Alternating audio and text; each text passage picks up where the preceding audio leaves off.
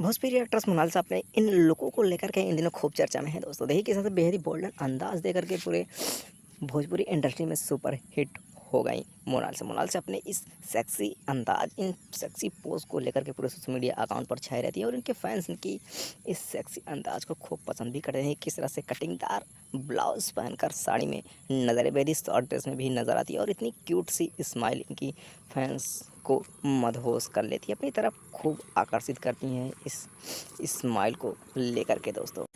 ये short dress और bikini में भी नज़र आए, इतने फिगर को फ्लॉट करती हुई नज़र आए, जिसे अपने फैंस भी इनके खूब मस्ती से इनके इस फिगर का एंजॉय लेते हैं। किस तरह देखिए किसी हॉट पोज एकदम सेक्सी पोज लेते हुए नज़र आ रही हैं। इसमें ये सबसे पुराना इनका बिकनी लुक है जो सोशल मीडिया अकाउंट पर खूब तेज़ी से तैर रहा है। इन दिनों इनकी इन तस्वीरों को लेकर के खूब इनके फैंस खूब कमेंट्स कर रहे हैं दोस्तों। आपकी क्या राय इन वीडियोस पर? अपनी राय ज़रूर लिखिए, क्योंकि मोनालिसा की ऐसी सेक्सी तस्वीरें ऐसी खूब चर्चा में बन रही है इन दिनों। आपकी क्या राय, अपनी राय कमेंट